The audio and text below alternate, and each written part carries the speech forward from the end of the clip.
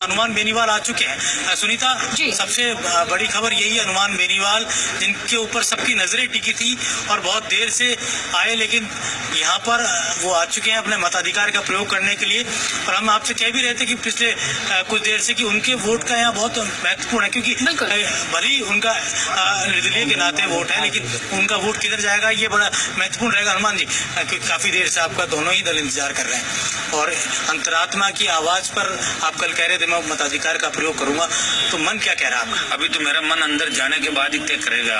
वैसे मतदान गोपनीय होता है और मेरा पहले तो मेरी ये इच्छा थी कि मैं बहिष्कार करूं, लेकिन चूंकि संवैधानिक सबसे बड़ा संवैधानिक पद है राष्ट्रपति का और इसमें मैंने बहिष्कार करना उचित नहीं समझा।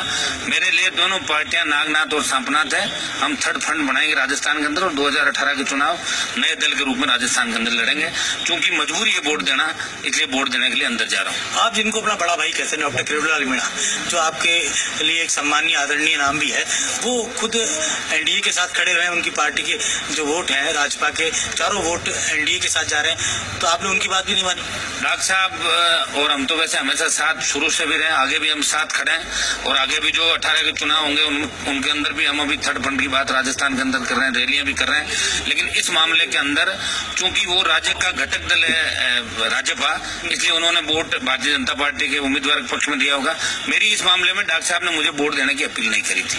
राज्यसभा चुनाव में आपका स्टैंड था, आप कमल मुरारका के साथ खड़े हुए थे और वहां पर आपने यूपीए का साथ दिया था, कांग्रेस पार्टी का साथ दिया था।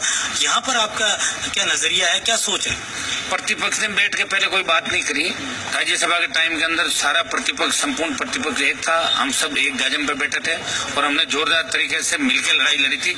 और इस बार प्रतिपक्ष का कोई अता पता ही नहीं है, कोई किधर जा रहा है कोई किधर जा रहा है, इसलिए बैठ कर बात हुई नहीं कि सब लोग अपने अपने जो विवेक हमारा है उससे मतदान करेंगे हम लोग। पूर्व महाराजा विश्वेंद्र सिंह ये कह रहे हैं कि कांग्रेस में लीडर घोषित कर देना चाहिए उनके चुनाव से पहले, आप क्या सोचते हैं? मैं तो कांग्रेस के अलावा बात कर रहा हूँ, मैं तो तीसरे मोर्चे की बात कर रहा हूँ। हमारी पार्टी नई पार्टी बनेगी राजस्थान के अंदर, 2018 के अंदर सत्ता के अंदर आएंगे हम लोग। बहिष्कार क्यों करना चाहते थे आप राष्ट्रपति चुनाव, क्यों मन में था आपके? मन में ऐसा था कि दोनों ही पार्टियों से ठीक नहीं है ना भाई, जैसे कांग्रेस भी विपक्षी भूमिका नहीं निभा रही है।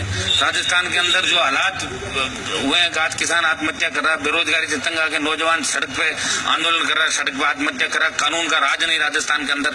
तो ऐसी स्थिति के अंदर हमने ये तय किया, मैं शुरू से पहले ही दिन से तीसरे मोर्चे की बात राजस्थान के अंदर कर रहा हूँ और इसलिए मेरी मंशा थी कि दोनों ही उम्मीदवार है वो हमारे मन पसंद नहीं है, इसलिए मैं बहिष्कार करना चाहता था इसका। लेकिन यहाँ